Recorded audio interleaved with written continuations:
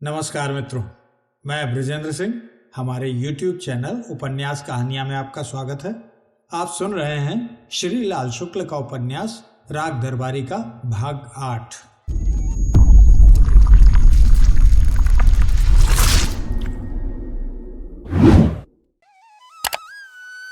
शिवपालगंज गांव था, पर वह शहर से नजदीक और सड़क के किनारे था। इसलिए बड़े बड़े नेताओं और अफसरों को वहां तक आने में कोई सैद्धांतिक ऐतराज नहीं हो सकता था।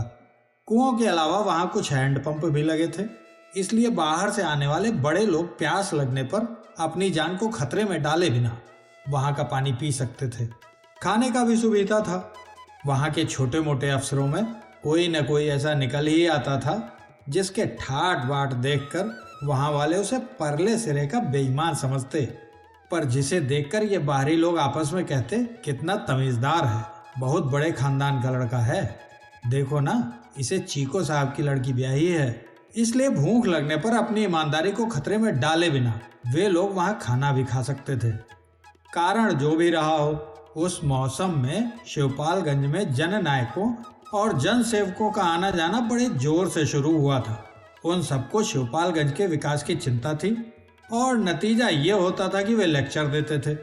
वे लेक्चर गंजहों के लिए विशेष रूप से दिलचस्प थे, क्योंकि इनमें प्रायः शुरू से ही वक्ता श्रोता को और श्रोता वक्ता को बेवकूफ मानकर चलता था, जो कि बातचीत के उद्देश्य से गंजहों के लिए आदर्श परिस्थिति है। फिर भी लेक्चर इतने ज्यादा होते थे कि दिलचस्पी के बावजूद लोगों को अपच हो सकता था।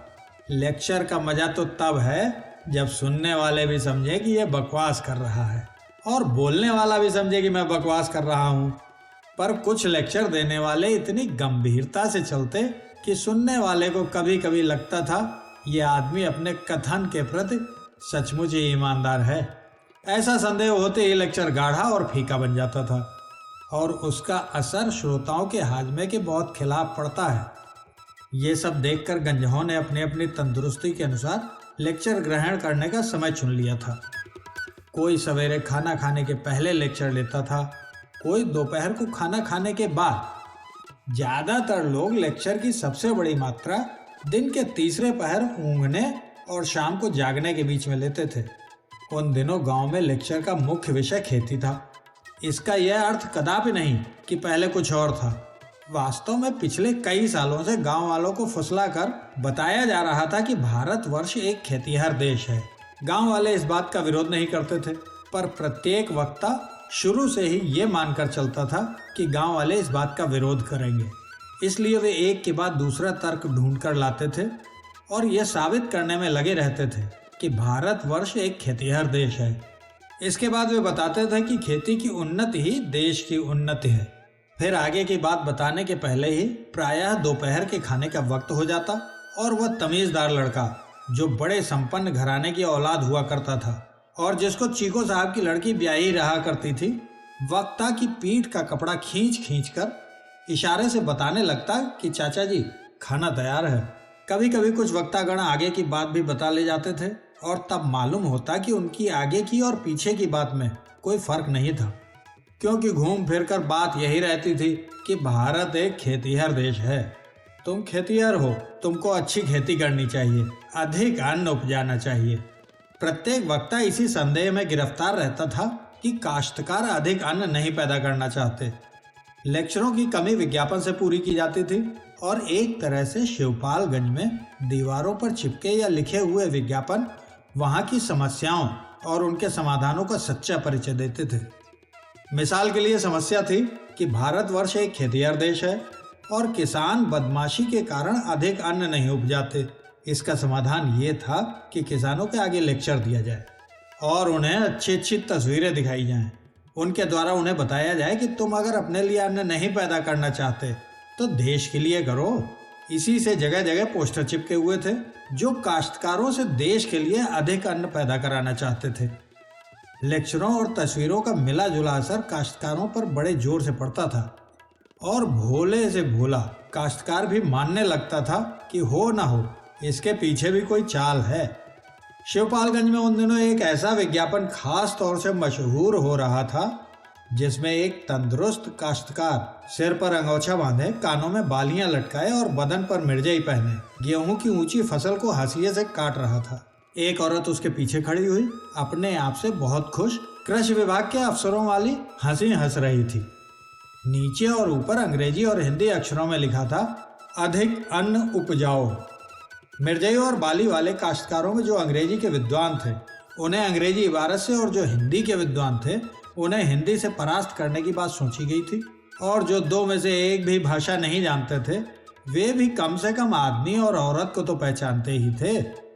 उनसे आशा की जाती थी कि आदमी के पीछे हंसती हुई औरत की तस्वीर देखते ही वे उसकी ओर पीठ फेरकर दीवानों की तरह अधिक अन्न उपजाना शुरू कर देंगे।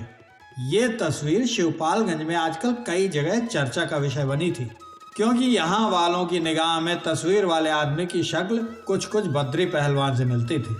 औरत की शक्ल के बारे में गहरा मतभेद था। वह गांव की देहाती लड़कियों में से किसकी थी यह भी तय नहीं हो पाया था।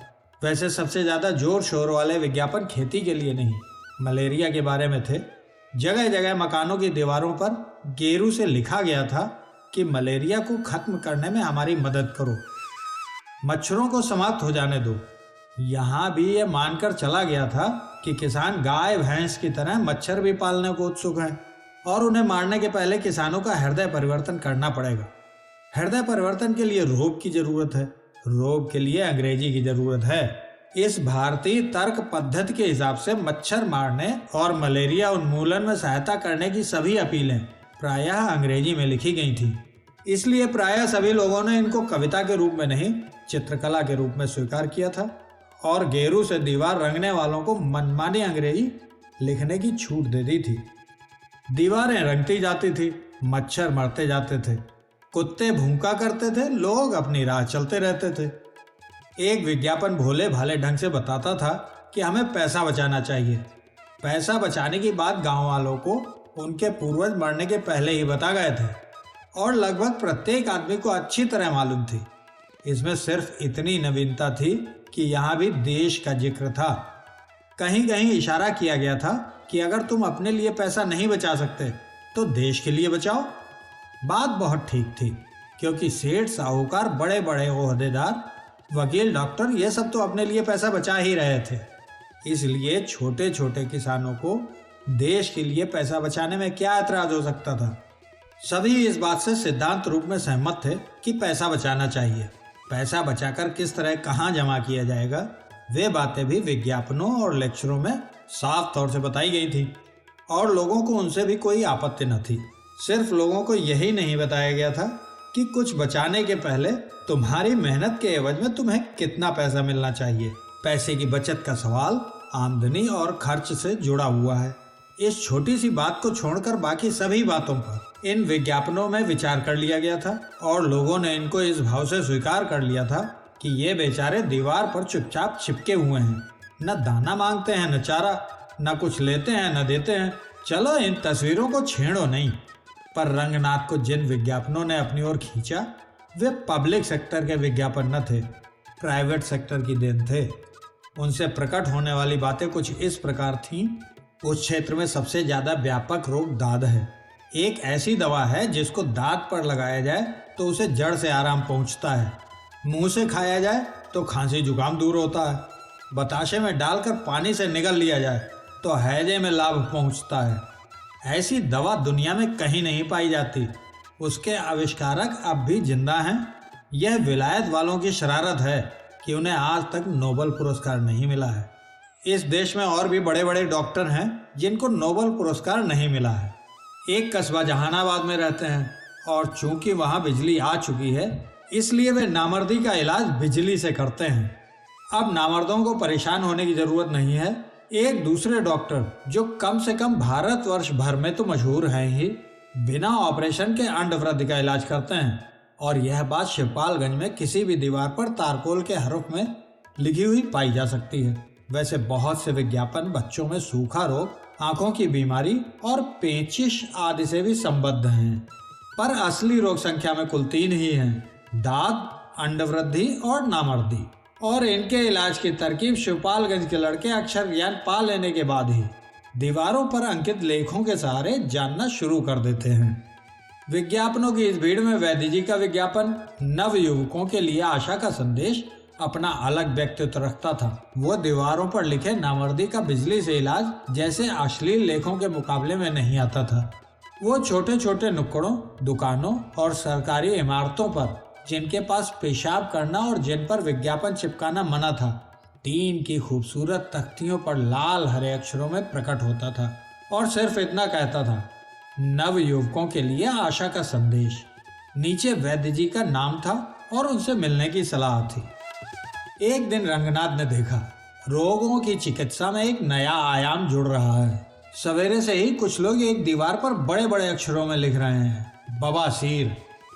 बवासीर के 4 आदमकद अक्षर चिल्ला चिल्ला कर कह रहे थे कि यहाँ पेचिश का युग समाप्त हो रहा है। मुलायम तबीयत, दफ्तर की कुर्सी, शिष्टतापूर्ण रहन सहन, 24 घंटे चलने वाले खान पान और हल्के परिश्रम का युग धीरे धीरे संक्रमण कर रहा है और आधुनिकता के प्रतीक जैसी बवासीर सर्वव्यापी नामर्दी का मुकाबला करने के लिए मैदान में आ रही है। शाम तक वह दैत्याकार विज्ञापन एक दीवार पर रंग बिरंगी छाप छोड़ चुका था और दूर दूर तक ऐलान करने लगा था, बवासीर का शर्तिया इलाज। देखते ही देखते 4-6 दिन में ही सारा जमाना बवासीर और उसके शर्तिया इलाज के नीचे दब गया। हर जगह वही विज्ञापन चमकने लगा। रंगनाथ को सबसे बड़ा अचंभा तब हुआ जब उसने देखा वही विज्ञापन एक दैनिक समाचार पत्र में आ गया है। यह समाचार पत्र रोज 10 बजे दिन तक शहर से शिवपालगंज आता था और लोगों को बताने में सहायक होता था कि स्कूटर और ट्रक कहाँ भिड़ा। अब्बासी नामक कथित गुंडे ने इरशाद नामक कथित सब्जी फरोश पर कथित छुरी से कहाँ कथित रूप में वार किया। रंगनाथ ने देखा कि उस दिन अखबार के पहले पृष्ठ का एक बहुत बड़ा हिस्सा काले रंग में रंगा हुआ है और उस पर बड़े बड़े सफेद अक्षरों में चमक रहा है, बवासीर। अक्षरों की बनावट वही है जो यहाँ दीवारों पर लिखे विज्ञापन में है। उन अक्षरों ने बवासीर को एक नया रूप दे दिया था, जिसके कारण आसपास की सभी चीजें बवासीर की मातहती में आ गई थी। काली पृष्ठभूमि में अखबार के पन्ने पर चमकता हुआ बवासीर दूर से ही आदमी को अपने में समेट लेता था। यहाँ तक कि सनीचर, जिसे बड़े बड़े अक्षर पढ़ने में भी आंतरिक कष्ट होता था, अखबार के पास खिंचाया और उस पर निगाह गड़ाकर बैठ गया। बहुत देर तक गौर करने के बाद वह रंगनाथ से बोला, वही चीज है। इसमें अभिमान की खनक थी। मतलब यह था कि शिवपालगंज की दीवारों पर चमकने वाले विज्ञापन कोई मामूली चीज नहीं है। ये बाहर अखबारों में छपते हैं और इस तरह जो शिवपालगंज में है वही बाहर अखबारों में है। रंगनाथ तख्त पर बैठा रहा। उसके सामने अखबार का पन्ना तिरछा होकर पड़ा था। अमेरिका ने एक नया उपग्रह छोड़ा था। पाकिस्तान भारत सीमा पर गोलियां चल रही थीं। गेहूं की कमी के कारण राज्यों का कोटा कम किया जाने वाला था। सुरक्षा समेत में दक्षिण अफ्रीका के कुछ मसलों पर बहस हो रही थी। इन सब अबाबीलों को अपने पंजे में किसी दैत्याकार बाज की तरह दबाकर वह काला सफेद विज्ञापन अपने तिरछे हरूफ में चीख रहा था, बवासीर, बवासीर। इस विज्ञापन के अखबार में छपते ही बवासीर शिवपालगंज और अंतर्राष्ट्रीय जगत के बीच संपर्क का एक सफल माध्यम बन चुकी थी। डाकुओं का आदेश था कि एक विशेष तिथि को विशेष स्थान पर जाकर रामाधीन की तरफ से रुपए की एक थैली एकांत में रख दी जाए। डाका डालने की यह पद्धति आज भी देश के कुछ हिस्सों में काफी लोकप्रिय है, पर वास्तव में है यह मध्यकालीन ही, क्योंकि इसके लिए चांदी या गिलट के रुपए और थैली का होना आवश्यक है। जबकि आजकल रुपया नोटों की शक्ल में दिया जा सकता है और 5,000 रुपए प्रेम पत्र की तरह किसी लिफाफे में भी आ सकते हैं। जरूरत पड़ने पर चेक से भी रुपए का भुगतान किया जा सकता है। इन कारणों से परसों रात अमुक टीले पर 5,000 रुपए की एक थैली रखकर चुपचाप चले जाओ, ये आदेश मानने में व्यवहारिक कठिनाइयां हो सकती हैं। टीले पर छोड़ा हुआ नोटों का लिफाफा हवा में उड़ सकता है, चेक जाली हो सकता है। संक्षेप में जैसे कला, साहित्य, प्रशासन, शिक्षा आदि के क्षेत्रों में, वैसे ही डकैती के क्षेत्र में भी मध्यकालीन पद्धतियों को आधुनिक युग में लागू करने से व्यवहारिक कठिनाइयां पैदा हो सकती हैं। जो भी हो, डकैतों ने इन बातों पर विचार नहीं किया था, क्योंकि रामाधीन के यहाँ डाके की चिट्ठी भेजने वाले असली डकैत न थे। उन दिनों गांव सभा और कॉलेज की राजनीति को लेकर रामाधीन भीखम खेड़वी और वैद्य जी में कुछ तनातनी हो गई थी। अगर शहर होता और राजनीति ऊंचे दर्जे की होती तो ऐसे मौके पर रामाधीन के खिलाफ किसी महिला की तरफ से पुलिस में यह रिपोर्ट आ गई होती कि उन्होंने उसका शील भंग करने की सक्रिय चेष्टा की, पर महिला के सक्रिय विरोध के कारण वे कुछ कर नहीं पाए और अपना शील समूचा का समूचा लिए वो सीधे थाने तक आ गई। पर यह देहात था जहां अभी महिलाओं के शील भंग को राजनीतिक युद्ध में हैंड ग्रेनेड की मान्यता नहीं मिली थी, इसलिए वहां कुछ पुरानी तरकीबों का ही प्रयोग किया गया था और बाबू रामाधीन के ऊपर डाकुओं का संकट पैदा करके उन्हें कुछ दिन तिलमिलाने के लिए छोड़ दिया गया था। पुलिस रामाधीन भीखम खेड़वी और वैद्य जी का पूरा गिरोह सभी जानते थे कि डाके की चिट्ठी फर्जी है। ऐसी चिट्ठियां कई बार कई लोगों के पास आ चुकी थी, इसलिए रामाधीन पर यह मजबूरी नहीं थी कि वह नियत तिथि पर और समय पर रुपए के साथ टीले पर पहुंच ही जाए। चिट्ठी फर्जी न होती तब भी रामाधीन शायद चुपचाप रुपया दे देने के मुकाबले घर पर डाका डलवा लेना ज्यादा अच्छा समझते, पर चूंकि रिपोर्ट थाने पर दर्ज हो गई थी इसलिए पुलिस अपनी ओर से कुछ करने के लिए मजबूर थी। उस दिन टीले से लेकर गांव तक का स्टेज पुलिस के लिए समर्पित कर दिया गया और उसमें वे डाकू खेल खेलते रहे। टीले पर तो एक थाना का थाना ही खुल गया। उन्होंने आसपास के ऊसर बंजर जंगल खेत खलियान सभी कुछ छान डाले, पर डाकुओं का कहीं निशान नहीं मिला। टीले के पास उन्होंने पेड़ों की टहनियां हिलाकर, लोमड़ियों के बिलों में संगीनें घुसेड़कर और सपाट जगहों को अपनी आंखों से हिप्नोटाइज करके इत्मीनान कर लिया कि वहां जो हैं वे डाकू नहीं हैं, वे क्रमशः चिड़ियां, लोमड़ियां और कीड़े मकोड़े हैं। रात को जब बड़े जोर से कुछ प्राणी चिल्लाए तो पता चला कि वे भी डाकू नहीं हैं, सियार हैं। और पड़ोस के बाग में जब दूसरे प्राणी बोले तो कुछ देर बाद समझ में आ गया कि वे कुछ नहीं, सिर्फ चमगादड़ हैं। उस रात डाकुओं और रामाधीन भीखम खेड़वी के बीच की कुश्ती बराबर पर छूटी, क्योंकि टीले पर न डाकू रुपया लेने के लिए आए और न रामाधीन देने के लिए गए। थाने के छोटे दरोगा को नौकरी में आए अभी थोड़े ही दिन हुए थे। टीले पर डाकुओं को पकड़ने का काम उन्हें ही सौंपा गया था, पर सब कुछ करने पर भी वे अपनी माँ को भेजी जाने वाली चिट्ठियों की अगली किस्त में ये लिखने लायक नहीं हुए थे कि माँ, डाकुओं ने मशीन गन तक का इस्तेमाल किया, पर इस भयंकर गोली कांड में भी तेरे आशीर्वाद से तेरे बेटे का बाल तक बांका नहीं हुआ। वे रात को लगभग 1 बजे टीले से उतरकर मैदान में आए और चूंकि सर्दी होने लगी थी और अंधेरा था और उन्हें अपनी नगर वासिनी प्रिया की याद आने लगी थी, और चूंकि उन्होंने बीए में हिंदी साहित्य भी पढ़ा था, इन सब मिले जुले कारणों से उन्होंने धीरे धीरे कुछ गुनगुनाना शुरू कर दिया और आखिर में गाने लगे, हाय मेरा दिल, हाय मेरा दिल। तीतर के 2 आगे तीतर, तीतर के 2 पीछे तीतर वाली कहावत को चरितार्थ करते उनके आगे भी 2 सिपाही थे और पीछे भी। दरोगा जी गाते रहे और सिपाही सोचते रहे कि कोई बात नहीं, कुछ दिनों में ठीक हो जाएंगे। मैदान पार करते करते दरोगा जी का गाना कुछ बुलंदी पर चढ़ गया और साबित करने लगा कि जो बात इतनी बेवकूफ़ी की है कि कही नहीं जा सकती, वो बड़े मजे से गाई जा सकती है। सड़क पास आ गई थी, वहीं एक गड्ढे से अचानक आवाज आई, करफौन है सरफाला। दरोगा जी का हाथ अपने रिवॉल्वर पर चला गया। सिपाहियों ने ठिठक कर राइफलें संभाली। तब तक गड्ढे ने दोबारा आवाज दी, करफौन है सरफाला। एक सिपाही ने दरोगा जी के कान में कहा, गोली चल सकती है, पेड़ के पीछे हो लिया जाए हुजूर। पेड़ उनके पास से लगभग 5 गज की दूरी पर था। दरोगा जी ने सिपाही से फुसफुसाकर कहा, तुम लोग पेड़ों के पीछे हो जाओ, मैं देखता हूँ। इतना कहकर उन्होंने कहा, गड्ढे में कौन है? जो कोई भी हो बाहर आ जाओ। फिर एक सिनेमा में देखे हुए दृश्य को याद करके उन्होंने बात जोड़ी, तुम लोग घिर गए हो, तुम आधे मिनट में बाहर ना आए तो गोली चला दी जाएगी। गड्ढे में थोड़ी देर खामोशी रही, फिर आवाज आई, मरफर गरफर सरफाले गरफोली चरफलाने वाले। प्रत्येक भारतीय जो अपना घर छोड़कर बाहर निकलता है भाषा के मामले में पत्थर हो जाता है।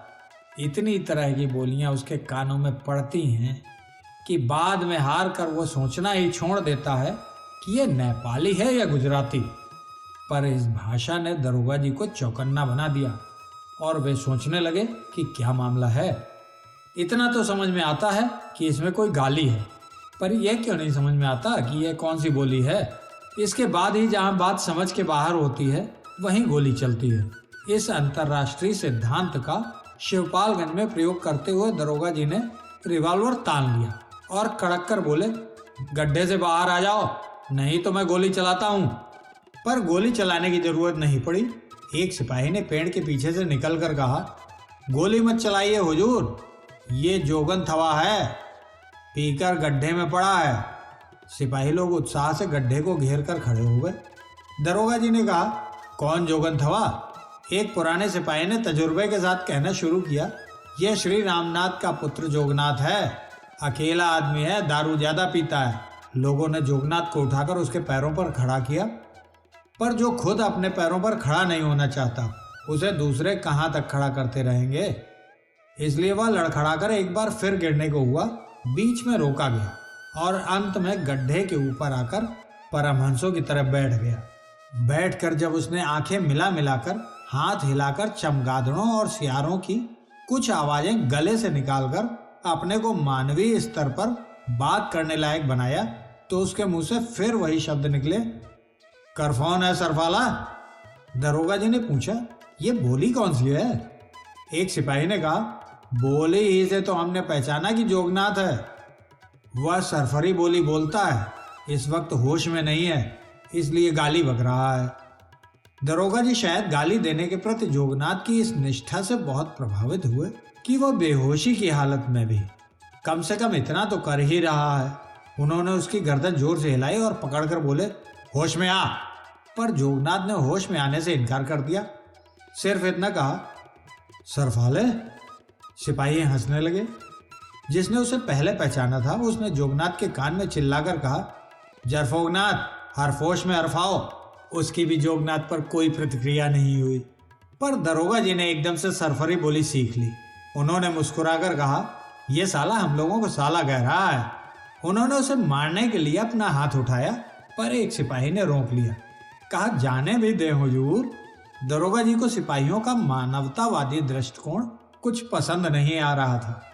उन्होंने अपना हाथ तो रोक लिया, पर आदेश देने के ढंग से कहा, इसे अपने साथ ले जाओ और हवालात में बंद कर दो। दफा 109 जाब्ता फौजदारी लगा देना। एक सिपाही ने कहा, यह नहीं हो पाएगा हुजूर, ये यहीं का रहने वाला है, दीवारों पर इश्तिहार रंगा करता है और बात बात पर सरफरी बोली बोलता है। वैसे बदमाश है, पर दिखाने के लिए कुछ काम तो करता ही है। वे लोग जोगनाथ को उठाकर उसे अपने पैरों पर चलने के लिए मजबूर करते हुए सड़क की ओर बढ़ने लगे। दरोगा जी ने कहा, शायद पीकर गाली बक रहा है, किसी न किसी जुर्म की दफा निकल आएगी, अभी चलकर इसे बंद कर दो, कल चालान कर दिया जाएगा। उस सिपाही ने कहा, हुजूर, बेमतलब झंझट में पड़ने से क्या फायदा, अभी गांव चलकर इसे इसके घर में ढकेल आएंगे। इसे हवालात कैसे भेजा जा सकता है? वैद्य जी का आदमी है। दरोगा जी नौकरी में नए थे, पर सिपाहियों का मानवतावादी दृष्टिकोण अब वे एकदम समझ गए। वे कुछ नहीं बोले। सिपाहियों से थोड़ा पीछे हटकर वे फिर अंधेरे, हल्की ठंडक, नगरवासिनी प्रिया और हाय मेरा दिल से संतोष खींचने की कोशिश करने लगे।